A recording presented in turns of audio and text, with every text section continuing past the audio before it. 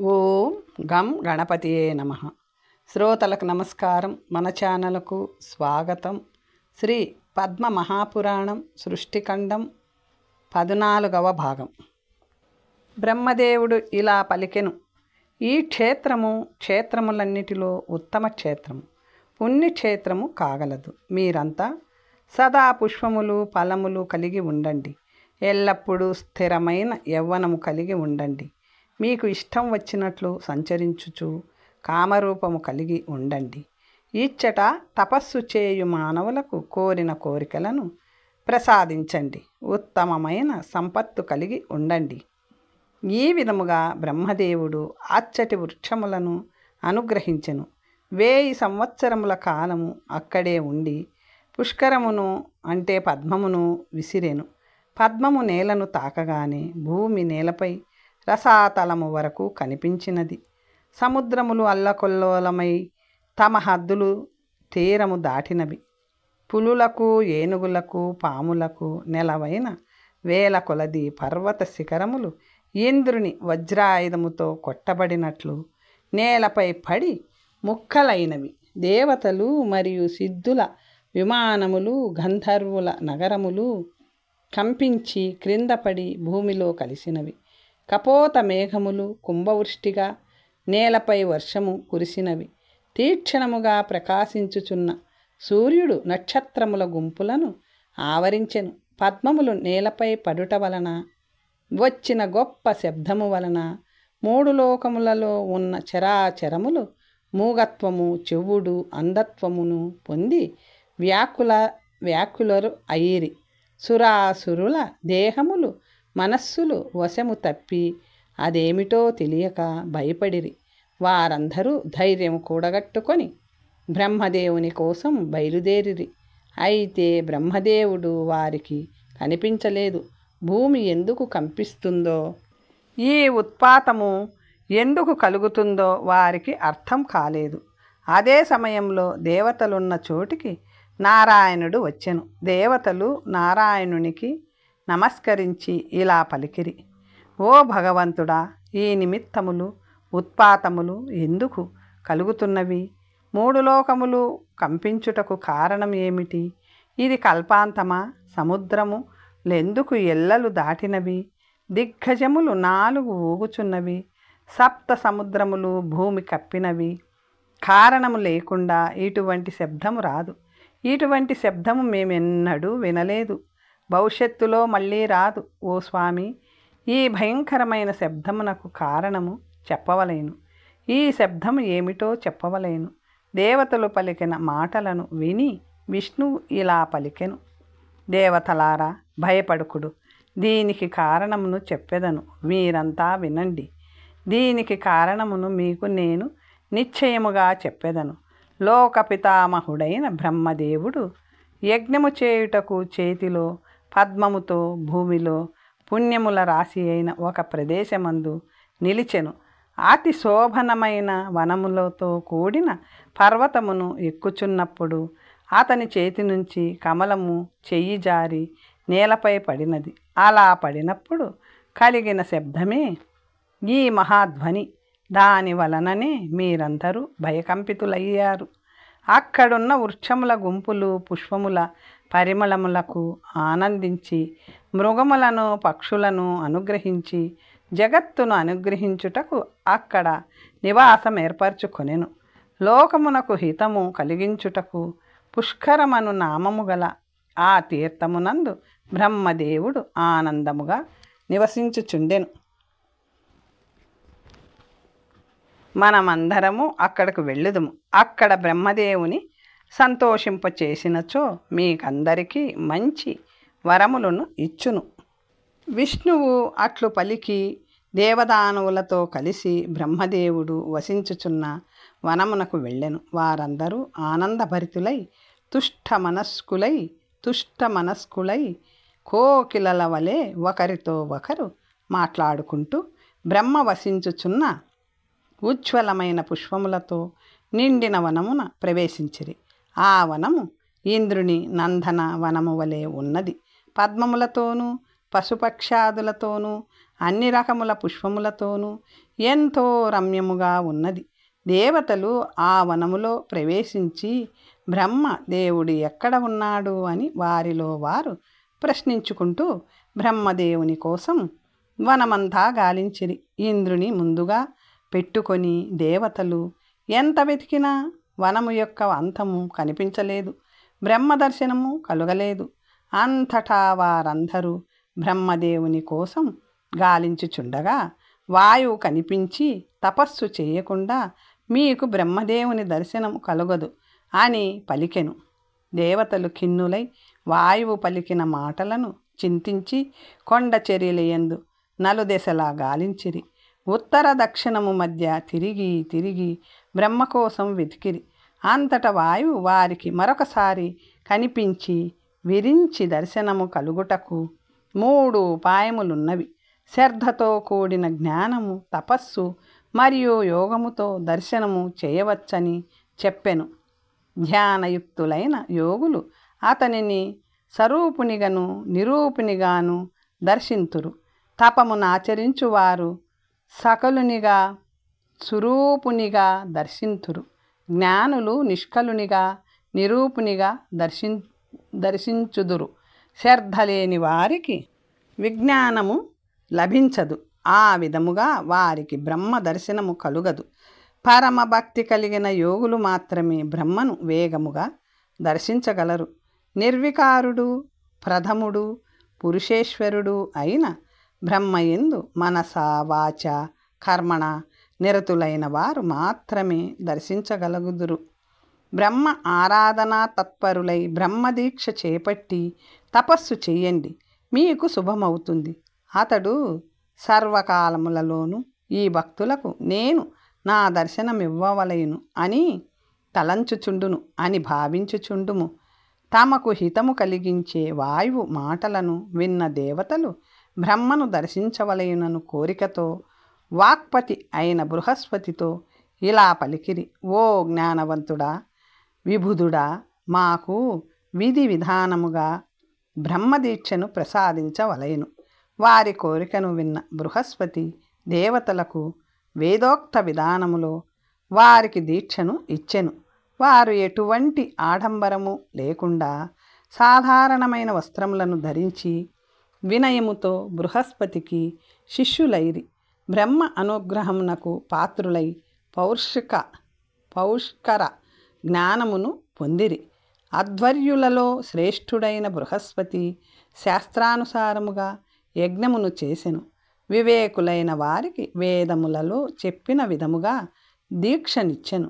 బృహస్పతి దేవతలయందు ప్రసన్నుడై అగ్నిని వ్రేల్చి హోమము చేసి వేదములలో చెప్పబడిన త్రిసుపర్ణ, పవమాని, త్రిమధు మొదలైన మంత్రములను వారి చేత చెప్పించెను. జప విధానమును వారికి ఉపదేశించెను.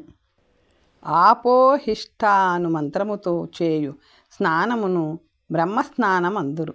ఆ బ్రహ్మస్నానము పాపములను నాశనము చేయును, దుష్టులను దమనము చేయును, పుష్టిని కలిగించును, బలమును వృద్ధి చేయును, సిద్ధిని కలిగించును, కీర్తిని కలిగించును. అంతేకాదు కలి కల్మషమును నాశనము చేయును. అందువలన ప్రయత్నపూర్వకముగా బ్రహ్మస్నానము చేయవలెను. అందువలన మౌనులై దంపతులై దీక్షను పొంది ఇంద్రియములను నిగ్రహించిరి. అందరూ కమండలములను చేత ధరించిరి, అక్షమాలను ధరించిరి, దండములను ధరించిరి, నారవస్త్రములను జటలను ధరించిరి. స్నానమును ఆచరించి ఆసనము వేసుకొని ప్రయత్నపూర్వకముగా ధ్యానము చేసిరి. మనస్సును బ్రహ్మయందు లగ్నము చేసిరి. నేతాహారమును కోరుకుంటూ బ్రహ్మ దర్శనమును అభిలషిస్తూ సంఘధ్యానమును విసర్జించిరి. 3 కాలములందు స్నానమాచరించిరి. పరమ భక్తియుక్తులై ఉత్తమ విధానములో వ్రతమును ఆచరించిరి. ఈ విధముగా ధ్యానములో బహుకాలము గడిచిన పిమ్మట బ్రహ్మజ్ఞానము కలిగినది. బ్రహ్మ ధ్యానమనడి అగ్నిలో సమస్త పాపములు దహింపబడిన పిదప వారు పునీతులైన తరువాత బ్రహ్మవారికి ప్రత్యక్షమయ్యను. బ్రహ్మ తేజస్సుకు మొదట దిగ్భ్రాంతి చెంది పిదప ఆప్యాయుతురాలయ్యిరి సుఖము పొందిరి. పిదప ధైర్యము తెచ్చుకొని సంతోషముతో చేతులు జోడించి శిరస్సుపై పెట్టుకొని తలను నేలకి తాకి నమస్కరించిరి. దేవతలు ఇలా పలికిరి: బ్రహ్మకు, బ్రహ్మదేవునకు, బ్రహ్మణ్యునకు, అజితునకు క్రతువులు వేదములు ప్రసాదించిన వారికి, నియతునకు లోకములను అనుగ్రహించువానికి, సృష్టికర్తకు భక్తుల యందు అత్యంత దయగలవానికి, వేద మంత్రములచే స్తుతింపబడువానికి, బహురూపములు గలవానికి, అనేక రూపములు ధరించువానికి, సావిత్రీపతికి, గాయత్రీపతికి నమస్కారము. పద్మాసునకు, పద్మునకు, పద్మము వంటి ముఖము కల వానికి, వరదునకు, పరమ పూజ్యునకు, అమేయ అంటే కూర్మ రూపునకు, మృగరూపునకు, జఠా ముకుటమును ధరించిన వానికి, శృవసృచ యజ్ఞమునకు ఉపయోగించే గరిట వంటి సాధనము ధరించువానికి, మృగాంగునకు, మృగధర్మునకు, ధర్మనేత్రునకు నమస్కారం.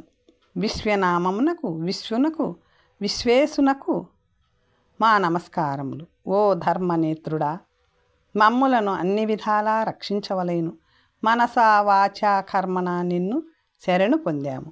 ఈ విధముగా సకల వేదములు తెలిసిన బ్రహ్మదేవుని దేవతలు స్తుతించగా బ్రహ్మదేవుడు ఇలా పలికెను: ఓ దేవతలారా, నన్ను స్మరించినంత మాత్రమున వరములు నిచ్చెదను. నా దర్శనము వ్యర్థము కాదు. పుత్రులారా, మీ కోరిక ఏమిటో చెప్పండి.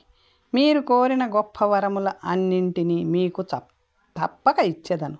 బ్రహ్మదేవుని మాటలు విన్న దేవతలు, స్వామి, ఈ ఒక్క వరము చాలును. నీవు కమలములను నేలపై విసిరినప్పుడు మేము ఒక గొప్ప శబ్దమును విన్నాము.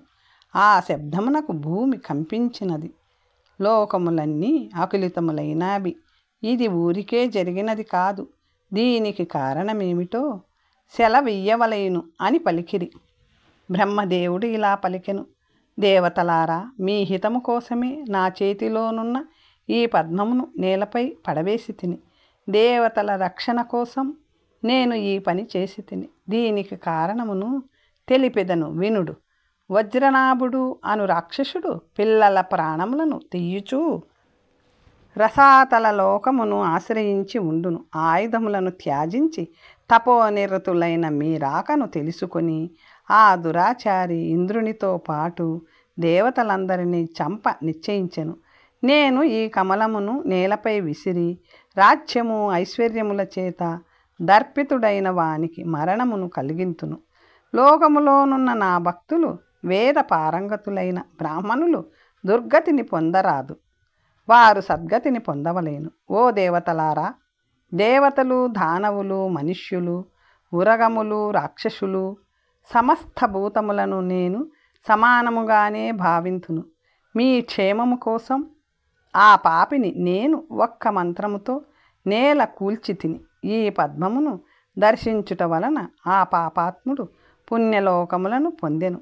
నేను పద్మమును ఇచ్చట విసిరినందున ఈ ప్రదేశము పుష్కర తీర్థమని ప్రసిద్ధి నొందును. ఇది మహాపుణ్యమును కలిగించే పావన తీర్థముగా విఖ్యాతి చెందును. ఈ భూమి యందు సమస్త ప్రాణులకు పుణ్యమును ప్రసాదించును. భక్తిని కోరు భక్తుల యందు అనుగ్రహముతోనూ ఈ వనములోనున్న వృక్షములు అభ్యర్థించుట చేతను ఈ తీర్థమునందు వసించుచుంటిని. ఈ విధముగా ఎంతో కాలము గడిచినది. మీరంతా తపమాచరించుచు గొప్ప జ్ఞానమును ప్రదర్శించితిరి. దేవతలారా, మీరు మీ శ్రేయస్సును, పరుల శ్రేయస్సును కోరుకొనుడు. వివిధ రూపములను ధరించి భూమిపై మానవులకు దర్శనమివ్వండి. జ్ఞానవంతుడైన విప్రుని ద్వేషించువాడు పాపమునే పొందునని తెలియజెయ్యండి. 100,000,000 జన్మల తర్వాత కూడా అతడు ఆ పాపము నుండి విముక్తుడి కాడు. వేదాంగ పారంగతుడైన విప్రుని చంపరాదు, నిందింపరాదు. అట్టివానిని ఒక్కని చంపినచో 1,000,000 మందిని చంపినట్లగును. వేదాంగ పారంగతుడైన ఒక్క బ్రాహ్మణునికి శ్రద్ధతో భోజనం పెట్టినట్లయితే 1,000,000 మంది బ్రాహ్మణులకు భోజనం పెట్టినట్లవును. ఇందులో సందేహం లేదు. యతులకు పాత్ర నిండా భిక్ష పెట్టినచో అతడు సమస్త పాపముల నుండి విముక్తుడగును. అతడు ఎన్నడూ దుర్గతి పాలు కాడు. సమస్త దేవతలలో జ్యేష్ఠుడను శ్రేష్ఠుడను అయిన పితామహుడను నేను. అలాగే జ్ఞాని అయినవాడు, నాది అన్న భావన లేనివాడు, దానము కోరనివాడు నిత్యము పూజనీయుడే. సంసార బంధముల నుండి విముక్తిని పొందుటకు బ్రహ్మ గుప్తమను ఈ వ్రతమును నేను చెప్పుచున్నాను. ఈ వ్రతమును ఆచరించు విప్రునకు పునర్జన్మ ఉండదు. అగ్నిహోత్రమును ప్రారంభించి ఇంద్రియములను నిగ్రహించుకోలేక మధ్యలో విడిచినవాడు వెంటనే యముని భటుల చేత రౌరవ నరకమునకు తీసుకొని వెళ్ళబడును.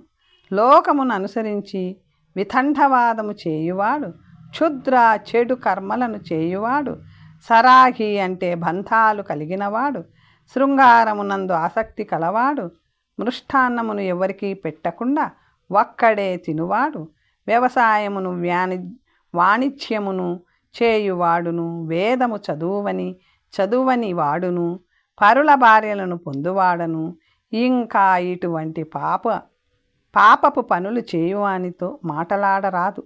అటువంటి వానితో మాటలాడిన వాడును ఉత్తమ వ్రతములను దూషించువాడును నరకమునకు వెళ్ళును.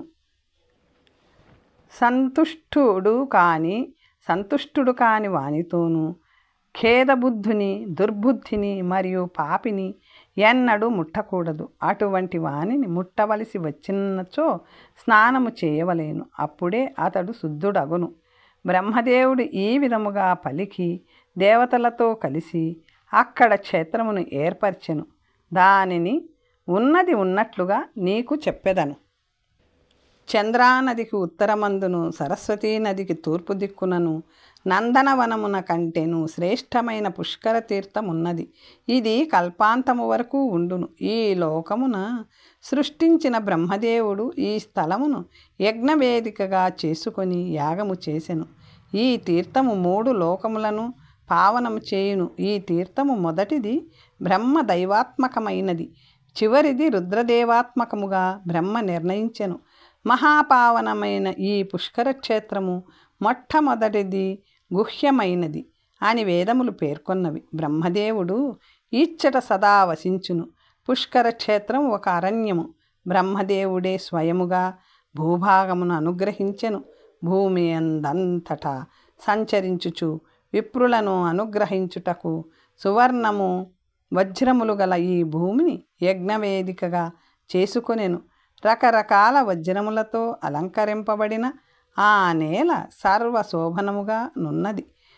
లోక పితామహుడైన బ్రహ్మదేవుడు అక్కడ రమించుచుండును, ఆనందముగా సంచరించుచుండును. అలాగే విష్ణువు, రుద్రుడు, వసువులు, అశ్వినీ దేవతలు, మరుత్తులు, ఇంద్రుడు, దేవతలు కూడా సంచరించుచుందురు. లోకమునకు అనుగ్రహము కలిగించు ఈ విషయమును నీకు చెప్పాను. సంహితలలో చెప్పబడిన ఈ విధముగా వేదమంత్రములను విధి విధానముగా ఎవరు పఠింతురో మరియు అగ్నిహోత్రాదులను ఎవరు ఆచరింతురో, గురు శుశ్రూషార్థులై ఎవరు వేదములను పఠింతురో వారంతా బ్రహ్మ సమీపంలోని వసింతురు. భీష్ముడు ఇలా పలికెను. పూజ్యుడా, బ్రహ్మలోకమున ఆపేక్షించి పుష్కర తీర్థంలో నివసించువాడు ఏ నియమములను పాటించవలేను? వివిధ వర్ణములకు ఆశ్రయములకు చెందిన స్త్రీ పురుషులు ఆచరించవలసిన విధులేమిటి? వీటన్నిటినీ మీరు నాకు చెప్పవలేను. పులస్త్యుడు ఇలా పలికెను. సమస్త వర్ణాశ్రమములకు చెందిన స్త్రీ పురుషులు డంబమును, మోహమును, ఇంద్రియములను జయించి మనసా వాచ కర్మన బ్రహ్మయందు భక్తి కలిగి అనసూయుడై సర్వభూత హితారతుడై వారి వారి ధర్మమును అనుసరించి ప్రవర్తించవలెను. ఏమి చేసిన భీష్ముడు ఇలా పలికెను, ఏమి చేసినచో మానవుడు బ్రహ్మభక్తుడనిపించుకొనును? బ్రహ్మభక్తులకు ఉండవలసిన లక్షణములేమిటి? దయచేసి చెప్పవలేను అనెను. అప్పుడు పులస్త్యుడు ఇలా పలికెను, మనస్సు వాక్కు శరీరములచే ఏర్పడు భక్తి 3 విధములు. లౌకికము, వైదికము, ఆధ్యాత్మికము అని వాటి పేర్లు. వేదముల అర్థమును స్మరించుచు ధ్యానించుచు ధారణము చేయుట వలన బ్రహ్మకు ప్రీతి కలుగును. దీనిని మానస భక్తి అని అందురు. మంత్రములను వేదములను ఉచ్చరించి నమస్కరించుట, అగ్నిహోత్రమును ఆచరించుట, శార్ధాది కర్మలను ఆచరించుట, మంత్రములను జపించుట, ఇవి అన్నియు వాచిక భక్తి అనిపించుకొనును. వ్రతములు, ఉపవాసములు, నియమములతో చిత్తమును ఇంద్రియములను నియంత్రించుట, కృత్యము, శాంతపనము, చాంద్రాయణము వంటి వ్రతములు బ్రహ్మకృచ్యోపవాసాది ఉపవాస వ్రతము మరియు ఇతర శుభ వ్రతములచే చేయునది కాయకీ భక్తి. అసలు కాయకీ భక్తి అనబడును. ఆవు పాలు, పెరుగు, నెయ్యి, రత్నదీపము, కుశోదకము, గంధము, పూలమాలలు, వివిధ రకముల ధాతువులు, నెయ్యి, గుగ్గులు, ధూపము, కృష్ణాగరు, గంధము, భూషణములు, బంగారము, రత్నములు, రంగురంగుల నగలు, నృత్య వాద్య గీతములు, భక్ష్య భోజ్య అన్నపానములు మొదలైన వాటితో బ్రహ్మదేవుని పూజించుట లౌకిక భక్తి. వేద మంత్రములతో హవిర్యాదులతో చేయు భక్తి వైదిక భక్తి. అమావాస్య పౌర్ణమి నాడు చేయు అగ్నిహోత్రాదులు బ్రాహ్మణులకు చేయు ప్రశస్తమైన దానములు. పురోడాశము, చెరువులు, హోమక్రియలు, ఇష్టి, ధృతి, సోమపానము, సమస్త కర్మలు యజ్ఞరూపముగా చేయుట, ఋగ్యజుర్ సామ మంత్రములను జపము చేయుట, సంహితల అధ్యయనము, అగ్ని, భూమి, గాలి, ఆకాశము, రాత్రి, నీరు, చంద్ర, సూర్యులను ఉద్దేశించి చేయు కర్మలు బ్రహ్మయందు భక్తితో చేసినచో దానిని వైదిక భక్తి అందురు. బ్రహ్మనుద్దేశించి చేయు ఆధ్యాత్మిక భక్తి 2 విధములు. ఒకటి సాంఖ్యము, మరొకటి యోగము. వాటి విభాగములను చెప్పెదను విను. అచేతనమైన ప్రధానము మొదలైన తత్వములు 24, ఆత్మ 25. చేతనుడైన పురుషుడు ఆత్మ భోక్తయే కాని కర్మకు కారకుడు. ఆత్మ నిత్యుడు, అవ్యయము, నాశనము లేనిది, అధిష్టాత, ప్రయోజకు, ప్రేరేపించువాడు, అవ్యక్తము, నిత్యము, కారణము, పితామహుడు. ఇక సృష్టితత్వ, సృష్టి భావ, సృష్టిభూత సృష్టి అని 3 విధములు. సాంఖ్యము ప్రకారము ప్రధానము ఈ మూడింటి కలియక.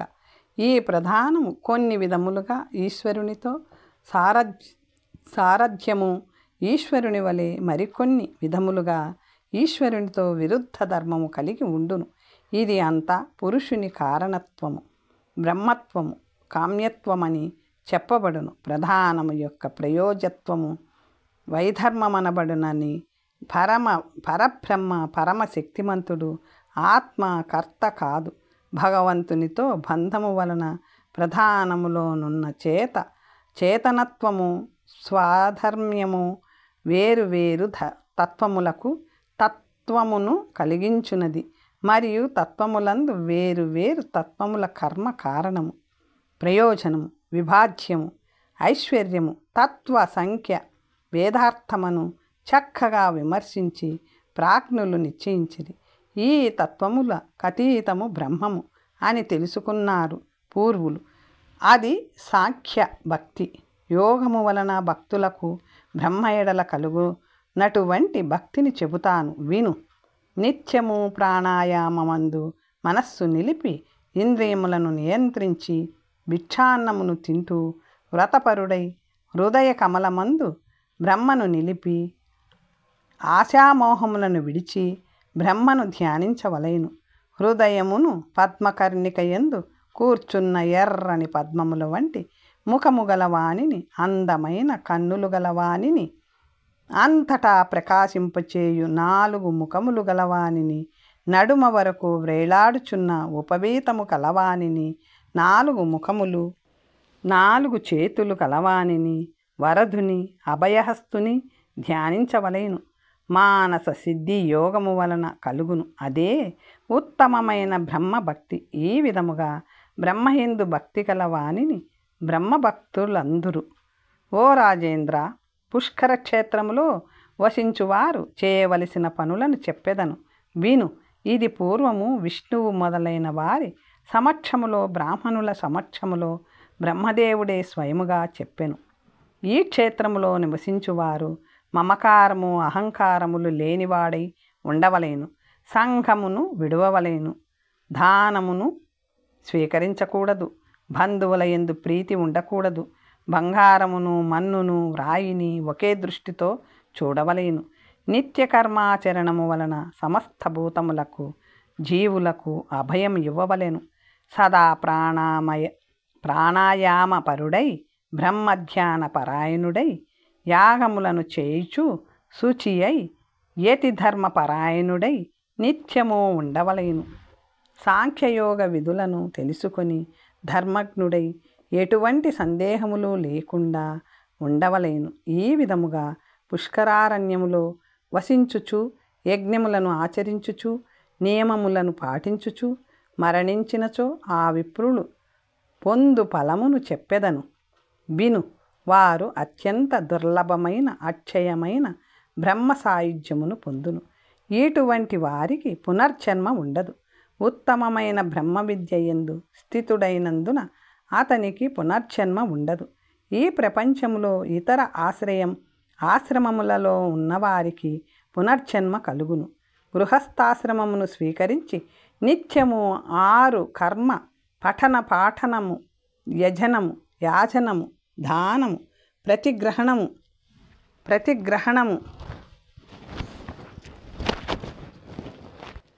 నిరతుడై యథావిధిగా శాస్త్రము చెప్పిన రీతిగా యజ్ఞములు చేయువాడు, యజ్ఞములందు నియంత్రితుడై మంత్రపూర్వకముగా హోమములను చేయువాడు సర్వ దుఃఖ వివర్జితుడై అధిక ఫలమును పొందును. అతడు ఎటువంటి ఆటంకము లేకుండా సమస్త లోకములందు సంచరించగలుగును. దివ్య ఐశ్వర్యమును పొంది ఆ యోగముతో తన వారితో కలిసి బాల సూర్యుని వలె ప్రకాశించుచు విమానములో కూర్చుని అనేక వేల స్త్రీలచే పరివేష్టితుడై ఎటువంటి ఆటంకము లేకుండా స్వేచ్ఛగా అన్ని లోకములను సంచరించును. సర్వధర్మోత్తముడై ధనవంతుడై అందరికీ కావలసిన వాడగును. అటువంటి వాడు స్వర్గము నుండి చ్యుతుడైన పిదప స్వర్గము నుండి క్రింద పడిన తరువాత రూపవంతుడై ధర్మజ్ఞుడై ధర్మమునకు భక్తుడై సర్వ విద్యా పారంగతుడై ఉత్తమ కులములో జన్మించును. అలాగే బ్రహ్మచర్యమును అవలంబించి గురు శుశ్రూష చేస్తూ వేదాధ్యయనమును చేస్తూ భిక్షావృత్తి వలన లభించి భిక్షావృత్తిన అవలంబించి జితేంద్రియుడై నిత్యము సత్యవ్రతమును ఆచరించుచు స్వధర్మములో ఎటువంటి తప్పులు లేకుండా సర్వ కామములతో భోగములతో 2వ సూర్యుని వలె ప్రకాశించునట్టి విమానములో ఎటువంటి ఆటంకము లేకుండా బ్రహ్మ పరిచారకులైన గుహ్యకుల వంటి తేజస్సుతో దేవదానవుల చేత పూజింపబడుచు ఐశ్వర్యములో వారితో సమానుడై ఉండును. మనుష్యులు దేవతలు దానవులు అడ్డుకోలేని ఆయుధములు కలిగి వేల వందల సంవత్సరముల కాలం విష్ణులోకములో విహరించును. ఈ విధముగా ఎంతో కాలము అచ్చట వసించిన పిదప స్వకర్మ ఫలముగా అతడు అక్కడి నుంచి చ్యుతుడై విష్ణులోకము నుంచి స్వర్గములో జన్మించును. అక్కడి నుంచి పుష్కరారణ్యమును పొంది బ్రహ్మచర్యాశ్రమంలో స్థితుడై వేదములను అభ్యసిస్తూ ఉండును. మరణించిన పిదప అతడు తన తేజస్సుతో పూర్వచంద్రుని వంటి దివ్య రూపము కలిగి రుద్రలోకములో గుహ్యకులతో కూడి ఆనందించును. సర్వ జగత్తుకు ప్రభువై గొప్ప ఐశ్వర్యమును పొందును. వేల యుగముల కాలము రుద్రలోకములో సర్వసుఖములు అనుభవించును. అక్కడి నుంచి పతితుడైన పిదప ద్విజుని గృహములో దివ్య కులములో జన్మించును. సుందర రూపము కలవాడై మంచి వక్త అగును. మహాబలవంతుడై మహాభోగవంతుడైన భర్త అగును. ఆ తరువాత వానప్రస్థాశ్రమమును అవలంబించి అయోగ్యమైన విషయములను వర్జించును. దివ్య లోకములలో ఈతని గమనమునకు అడ్డముండదు. నేలపై పడిన ఎండుటాకులను, పండ్లను, పుష్పములను, మూలలను భుజించును. కపోత వృత్తిని పొలములోని నేలపై పడి ఉన్న గింజలను ఏరుకొని అవలంబించి వాటిని రాతితో కొట్టి కానీ పళ్ళతో కొరికి కానీ పొడి చేసుకొని తిని జీవించును. నార వస్త్రములను ధరించి జటలు ధరించి ఉండును. 3 పూటలా స్నానము చేయును. దండమును ధరించును. దోషములను త్యాజించును. శపచుడైనను కుక్క మాంసము తినువాడు చండాలుడైనను కృచ్ఛ్ర వ్రతమును ఆచరించును. వర్షాకాలములో నీటిలో ఉండి పంచ తపములు చేయును. అలాగే కీటకములు, ముళ్ళు, రాళ్ళు ఉన్న నేలపై నిద్రించి వీరాసనములో కూర్చొని స్థానాసనములో నిలబడి దృఢవ్రతుడై ఉండును. తర్వాత కథ వచ్చే భాగంలో తెలుసుకుందాం. నమస్తే.